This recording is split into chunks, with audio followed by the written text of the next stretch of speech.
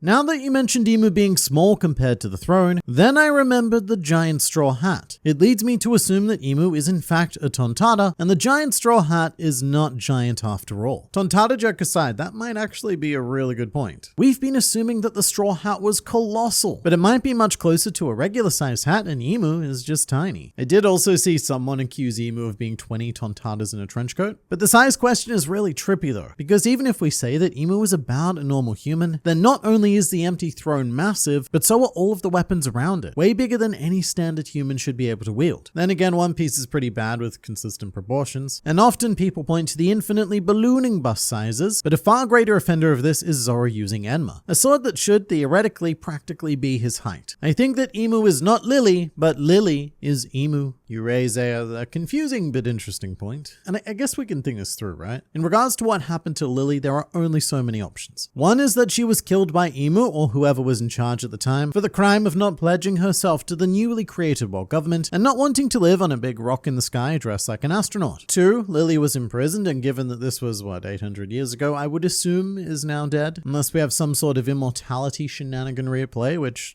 we might. I mean, wow, that would be a pretty rough punishment. Forced immortality combined with eternal confinement. Ugh. 3, Lily left Marijois, but just didn't bother returning to Alabasta, going on to do something else with her life, like say founding Amazon Lily. And there are some more outlandish options, most of which are to do with magical fruit, like say something along the lines of Toki sent Lily into the future. Oh, and someone also pointed out the cover of chapter 641 to me recently. In the official digital color version, it looks like Cobra actually has a lily by his side, which is another one of those nice little retrospective touches. Also, this video is sponsored by Honkai Star Rail, a galactic space odyssey fantasy PC RPG, also available on mobile and of course free to play, with immersive lore, giant boss battles, and all of the adventure you can handle. Honkai Star Rail is made by Hoyoverse, who also make another small game that you may have heard of called Genshin Impact. So it's no surprise that one of the major strengths of Honkai Star Rail are the diverse, expressive, and exceptionally well-designed characters, all clad in exquisite attire and all capable of equally as exquisite action. In particular, I now have the honor of introducing the newest 5-star character. Meet Jingwan, who is himself one of the Shenzhou Alliance's 6 mighty generals, leading the Cloud Knights of the Shenzhou Luofu. The Cloud Knights sound like a pretty chill and laid-back organization, but then you see Jingwan's absolutely insane abilities and ultimate skill in the game, and suddenly you realize that clouds are much more than the simple aggregate of water particles that they claim to be. If I'm honest, I've always been sus of clouds, and watching you. You can and should download Honkai Star Rail through the link in the description and use code HERSFOR10JITKUKIK for an extra 50 Stellar Jades. Use this one. I don't know why I tried to pronounce it. Shouldn't have done that. So in any case, do that thing, but for now it's back to you, me. The servant silhouette in the flower chamber with Imu is Lily, forced to serve them as punishment for not swearing allegiance as the other 19 countries did. That's another option. I mean, in this world, we've seen multiple magical fruit powers that essentially turns people into slaves, but much more importantly, we have also seen an elephant. Zunisha is someone I keep coming back to, because this elephant was commanded to walk the seas for all eternity due to committing certain potentially Joy Boy related crimes. So someone out there must have had the power to command Zunisha to do that, and also enforce this over the course of 800 years. So I guess the same thing could be true of Lily. A few people also suggested that this silhouette is one of the Holy Knights. I don't know if they would risk a whole 9 other people knowing about Imu's existence. Although if so, this would practically make them Imu's private guard. And look, I'm not gonna lie, that currently sounds a lot more impressive than your last line of defense being 5 elderly men. No one talking about how it got dropped that these are the direct descendants of Lily, and therefore part of the supposedly extinct royal bloodline, opposing the celestial dragons. Alright, let's clear this up because I've seen a lot of people saying this, and I think I know why. So how it goes down in the chapter is Cobra asks about the D and then mentions Lily's letter, a letter which has been passed down through generations. Now I dare say that some people have interpreted the word letter to be the alphabetical meaning rather than the ink on paper meaning, thus implying that Lily created the D and passed it down to her descendants, which is absolutely not how I read that part at all. I think it's more likely that Lily wrote a letter referencing the D, and I guess all of this could probably be cleared up in Japanese. I can't find the raws, but letter and letter would not be homonyms in Japanese. I'm curious, has it ever been said that Joy Boy fought on the side of the ancient kingdom? Because I'm wondering if maybe Joy Boy actually fought alongside the founding kingdoms. No, to this point in the story, it has never been confirmed that Joy Boy was part of the ancient kingdom. However, with that said, it has been strongly implied. because Ancient Kingdom allies like Wano have a purpose involving Joy Boy, and Joy Boy himself left at least one message written on the mystery cubes. With that said, that would be a pretty crazy twist. Like say the Ancient Kingdom was the equivalent of the world government back then, and Joy Boy was fighting for freedom and such, as the Sun God does, but then winning that fight just gave rise to another tyrannical power. After seeing Sai and Leo doing an amazing feat that would make Emperor Luffy proud, I now want to know if we'll end up seeing other Grand Fleet members do some amazing things in the near future. Yeah, it was really satisfying to watch the Grand Fleet follow in Luffy's footsteps, but Sai and Leo weren't the first ones to do something outrageous like that. Bartolomeo, at I suppose roughly the same time in the world timeline, declared war on Shanks, which is a very Luffy thing to do, casually declare war on an Emperor of the Sea, that is. And what's terrifyingly clear is that the Grand Fleet now think very similarly to Luffy. In a way, they're like his vassals, traveling the world and embodying his chaotic way of doing things. And that mindset is going to trickle downwards to the other 5,000 members under the Grand Fleet captains. So by the time the Grand Fleet reform, we're going to be dealing with over 5,000 Luffy-minded individuals that will go on to cause the great incident of historic proportions that was teased at the end of Dressrosa, which I'm starting to think might be bigger than we could have possibly imagined. If I recall correctly, the attack Sai used on Charlos permanently changed the shape of Don Chinjao's head. Hopefully that means Charlos will be squish-headed for the rest of his life. Yeah, so this is slightly confusing because it both is the same attack but also not. When Sai attacked Don Chinjao, the attack was called Wu Jiao Jin, which I've probably pronounced very, very wrong. But after Sai proved his worth, the ever-proud Don Chinjao non-consensually named Sai's leg the Dragon Drill Nail, which was a reference to Chinjao's drill head, implying that Sai had surpassed him. And then Sai, with this newfound attack name, used it to finish off Lao Ji and now to hit Charlos. And to give Charlos some credit here, his durability is absolutely insane. He really is the ultimate punching bag, infused with whatever is the comical equivalent of Kaido's scales or Big Mom's skin, because really he should have just exploded into a big gory mess. I also think it would be hilarious if Charlos was left this way permanently. And you know, to be fair, it might even improve how he looks, because seeing less of his face, that can only be a good thing. Don Quixote Moscard using his status to protect Tontada also feels like a nice bit of full circle redemption of the family name. You know, I always forget that Moscard is Don Quixote, and that does make this much more impactful, because Sai and Leo were both Dressrosa era characters, but with the Tontada especially, they were enslaved by Don Quixote and mounted a resistance force to overthrow him. And now we have a situation where Don Quixote is helping with said overthrowing of the much bigger force and even protecting a Tontada. So along with the increasingly lengthy list of things that One Piece needs to cover in these final years, I would love to have a short discussion with Moscard talking about the rest of the Don Quixote family. I'd love to know his opinions on Homing leaving Marijois, Doflamingo's pirating career, and maybe even Rocinante. I will say though that I am a bit genuinely worried for Moscard. Charlos ordered Kuma to kill him, and that's a big thing. One world noble ordering the murder of another. Because to give Charlos a second piece of credit in this video, which I think is a world record, he is absolutely relentless. If his mermaid fetish has taught us nothing else, it's that no matter how many obstacles he encounters, he doesn't give up. Charlos just keeps going until he gets what he wants. And you know, in a way, that level of determination is admirable. And just think, if he were to put that kind of energy into something, anything else productive, then Charlos might even have the willpower to become the Pirate King. But even if Kuma isn't returning to kill Moscard, Moscard is no longer safe amongst the world nobles, because Charlos will not forgive, Charlos will not forget, and he will do everything in his very admittedly extensive power to ensure that Moscard is punished for his crimes. As people already know how big a mastermind Luffy is, he will be pinned down for the attempted murder of Charlos. That would not surprise me at all. Luffy is already world famous for punching St. Charlos specifically. So the way Big News Morgans could interpret this is Luffy sending 2 trained Grand Fleet assassins to finish the job, to rid the world of one of its precious, noble, and purest of saints. And he could probably even find a way to connect Luffy and Sabo. Like say, present this as a joint attack on Marijois. A special strike force consisting of the Revolutionary Army and the Straw Hat Grand Fleet. What the hell happened to the admirals that both Morley and Karasu got away? That's a good question. Morley did just kind of appear out of nowhere in this chapter. Although I think Karasu could still be fighting Fujitora because we only saw one of his crows. So if I had to guess, and I suppose I do because I chose to answer the question, I'd say that Green Bull was distracted by having to protect the world nobles. Like say Fujitora actually brought down a meteor, and Green Bull had to switch his full focus to saving them, lest he become their vegetarian side dish for the evening, which would then give Morley the chance to slip away and do all of the Kuma related things. Why was Bonnie there actually?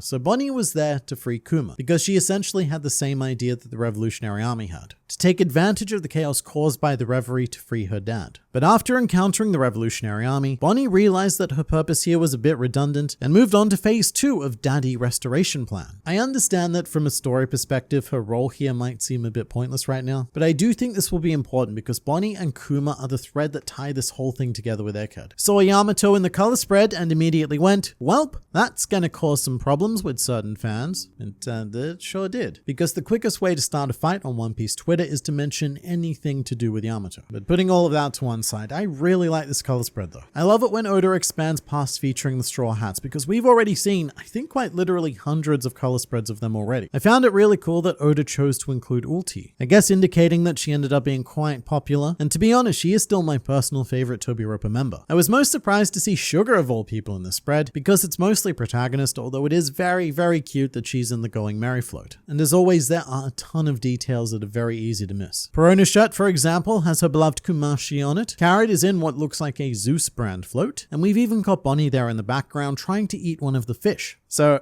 at first I thought what was happening is that Bonnie was trying to eat Shirahoshi. I didn't realize there were multiple fish in the background. I saw Shirahoshi's face there and I saw a tail here and I was like, Bonnie, wow, that's a bit far. But all in all, it's a great color spread and I want Oda to do more of these expanded character spreads in the future. Can we even call this the Egghead Island arc anymore? It seems more like a world catch-up arc at this point. I mean, I think we definitely can. Because Oda learned something very interesting from the Wano arc, which is that global events can be entwined with the isolated Straw Hat story, and I love what he's been doing with Egghead. I also think that this might just be what One Piece is going forward. We don't really have the luxury of letting events play out in the background anymore, because we're finally starting to wrap things up, so I'm excited for a potential future where we keep switching focus every now and then to other global players, because honestly, these chapters without the Straw Hats have been some of the most enjoyable for me of the entire arc.